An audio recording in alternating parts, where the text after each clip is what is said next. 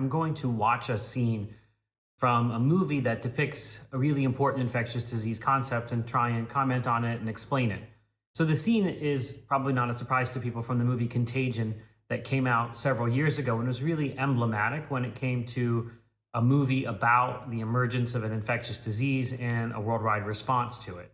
So I'm going to go through the scene where Kate Winslet's character, who is an epidemiologist from the CDC, sent to Minnesota to really unravel what's going on. And she's trying to explain it to local public health officials and government officials about what they're going to experience. We So have 47 cases and 8 deaths as of 5 this afternoon. It's a weekend. These numbers might be low. People are staying home for a couple of days, see if they get any better. So at this point, I think we have to believe this is respiratory. Maybe fomites, too. in this part of the scene, they're talking about the number of cases that are occurring, how rapidly they're increasing, and what they think might be the mode of transmission. Kate Winslet's character says this is likely respiratory, likely fomites. So what are fomites? Fomites are objects that you might touch, which you then might touch your face, your mouth with, and get infected. Very common for respiratory viruses to spread through fomites. But the key part here is that she's identifying that the pattern of spread suggests respiratory transmission. That means something spreading through the air. When you talk, cough, laugh, sing, whatever it might be, the pathogen is transmitting. And when that's happening, it's very difficult to intervene, and you can expect to see very rapid spread, maybe exponential spread. And you're on the verge of a pandemic when you have an efficiently spreading respiratory pathogen to which the population has no immunity. So that's kind of what she's setting the stage for. What's that, fomites? It refers to transmission from surfaces. The average person touches their face 2,000 or 3,000 times a day. 2,000 or 3,000 times a day? 3 to 5 times every waking minute. In between, we're touching doorknobs, water fountains, elevator buttons, and each other. Those things become fomites. Is this something we want to release to the press, respiratory and fomites? And how's the public going to react to that? It's hard to say. Plastic shark in a movie will keep people from getting in the ocean, but a warning on the side of a pack of cigarettes when We're going to a need to walk corner the governor store through this before we start to buying freak everybody more. out. I mean, we can't even tell people right now what they should be afraid of. We tried that with swine flu, and all we did was get healthy people scared. It's the biggest shopping weekend of the year. I think we need to consider closing the schools down. And who stays home with the kids? What you're hearing now in this scene is the local officials pushing back. And this is something that people got very familiar with COVID, this kind of trade-off between the economy and an infectious disease emergency. And that's a real thing, because when you tell people that there is something that they need to worry about, be mindful of, enter into their risk calculations, that may affect their behavior, and people may choose to stay home. People may choose not to shop, and that has real consequences. But what I would argue is that you have to think about long-term and short-term, and you have to think about how you can do this in a sustainable manner, and you have to give people tools to navigate a world in which there is a pathogen. And those tools include things like vaccines and antivirals, but also home tests and masks and increased ventilation, and moving things outdoors. So there are ways to do this in a way that it's less disruptive. But anytime there's been an infectious disease emergency, pre-COVID, there's always been some disruption in people's lives. That's what infectious diseases do. That's why infectious diseases are such an important phenomenon. And that's what you're hearing in this scene. People that work at stores, government workers, people that work at hospitals. When will we know what this is? What causes it? What cures it? Things that keep people calm. What we need to determine is this.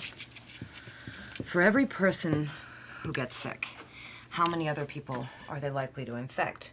So, for seasonal flu, that's usually about 1. Smallpox, on the other hand, it's over 3. Now, before we had a vaccine, polio spread at a rate between 4 and 6. Now, we call that number the R naught. R stands for the reproductive rate of the virus. This is sort of the meat of this scene, where Kate Winslet's character is talking about how contagious this novel virus is. And that's a really important thing to understand. When I talked about the fact that when you have an efficiently spreading respiratory virus, you're going to have a pandemic. There's a lot of work that the word efficiently is doing. How easily something can spread from person to person is going to determine whether or not it becomes a pandemic. If something can't spread very well between humans, a human gets sick and they don't spread it to anybody else, that can't by definition cause a pandemic. Or if it's only limited spread, like some of our avian influenza viruses, very limited or delimited spread between humans, human to human, that means that they're really constrained in causing a pandemic. And we call that the reproductive number, how quickly the pathogen reproduces itself in another person. And there are certain diseases like influenza that one person will spread it to 1 or 1.5 other people, and it will continue to spread like that. That's not very contagious, but it is contagious. Then there are diseases like measles, where the R naught, the reproductive number, is 15 maybe. So that's very, very contagious. And that's why we say measles is the most contagious disease known to humankind, because it can spread to so many people if they are susceptible by just one exposure. Now, the thing is about R naught is that when it's above 1, that means something will continue to propagate, meaning each new person is infecting at least one other person. So that's going to continue to spread. But when the R naught falls below 1, meaning one person infects less than one person, eventually it will extinguish itself. So the key thing is to do interventions, whether that's vaccines, antivirals, masking, social distancing, whatever it might be, to get something to go below that threshold of 1. So each person is spreading to less than one person, and then it will die out. That's very hard to do sometimes, especially with the respiratory pathogen, because it interferes with people's day-to-day lives. But that's the concept that we look at when we're trying to gauge. This new emerging infectious disease came out.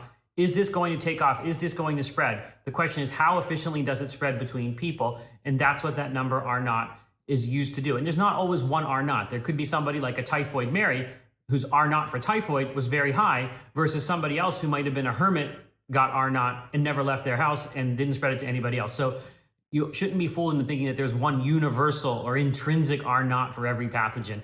It's variable depending upon the person, and there are super spreaders. And we know that when it comes to infectious diseases, it's often that the most contagious or the most, socially active people are responsible for the most cases. So 80% of the cases might be responsible by 20% of the population. So 20% of the people who get infected are responsible for 80% of the cases. So that's something also to keep in mind when you're thinking about and are not trying to look them up. Remember, it's variable, but it's a useful concept to use when you're trying to gauge what's happening. Any ideas what that might be for this? How fast it multiplies depends on a variety of factors. The incubation period, how long a person is contagious. Sometimes people can be contagious without even having symptoms. We need to know that too. And we need to know how big the population of people susceptible to the virus might be. So far, that appears to be everyone with hands, a mouth, and a nose. Now Kate Winslet's character is going into some of the other things to keep in mind when dealing with an infectious disease outbreak. First, she talks about the incubation period. That's how long it takes for someone, once they've been exposed, to start developing symptoms. And that's a period, so someone can walk around and not have any symptoms, but then come down and be sick. So incubation periods can vary. It can be very short, on the order of hours for certain foodborne pathogens, to months for certain infectious diseases, like rabies, for example. With most respiratory viruses, it's going to be on the order of a week or so at most, but sometimes shorter. The shorter the incubation period, the quicker you're going to start to see cases. The other thing she talks about is how long someone is contagious for. That's really important, because if someone is contagious for a very long period of time, they have more opportunity to spread it to people. If they're contagious only for a short period of time, you only have to worry about isolating them when they are contagious, and that's a shorter period of time. It's a smaller lift. And the other thing she talks about is people might be contagious without symptoms. That is a really, really important variable. If a disease is spread with people who have no symptoms at all, it is going to be nearly impossible to contain, because you will not know who is sick, who is contagious, who is not. And that was the case with influenza. That's been the case with COVID as well. That was one of the big wrinkles with COVID, is that initially we did not believe that people who had no symptoms were contagious, but yet they were in some subset of patients. And that made it very difficult to contain. So that's a really important thing. If a pathogen spreads from people with no symptoms at all, it's not going to really be containable very easily. And you have to assume that it's going to cause an epidemic, a pandemic. Once we know the R naught, we'll be able to get a handle on the scale of the epidemic. So it's an epidemic now. An epidemic of what? We send samples to the CDC. In 72 hours, we'll know what it is, if we're lucky. Clearly, we're not lucky. So this last part is talking about trying to identify what the pathogen is. Right now, we're in this situation where it's a disease X. We don't know what it is. We know it's making people sick, and now they're going to get samples. They're going to send those samples for sophisticated testing, which could include sequencing the genetic material, doing cell culture studies, doing animal studies to try and understand what this is, how does it operate. And once you can name something, once you know what it is, you can see which viral family does it fit in? Is it a virus? Is it a bacteria? Is it a fungi? That's the first question. And then where does it fit in? Do we have things off the shelf that work? Is there an antiviral that works on similar viruses? Do we have vaccines that might provide cross protection? Do we know how this type of virus behaves, how it spreads, how long it survives on surfaces, what its severe complications are? All of that will come from knowing what something is. Even if we've never seen it before, you can usually place it in some type of viral family, some type of classification system that gives you information about what type of a thing it is. So that's that scene from Contagion. I think that it's really important. It has a lot of things that probably became familiar to people during COVID, but weren't familiar to them before. But these are sort of the tools of the trade when you're an epidemiologist, an infectious disease physician, or when you're somebody that's interested in emerging infectious disease, engaging how they might impact a population.